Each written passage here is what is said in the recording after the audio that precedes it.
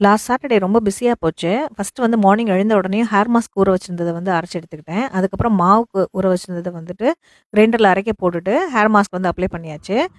Climate பார்த்தீங்கன்னா, morning வந்து நல்லா வெயில் அடிச்சது. அதுக்கப்புறமா இந்த மாதிரி க்ளவுடி ஆயிடுச்சு.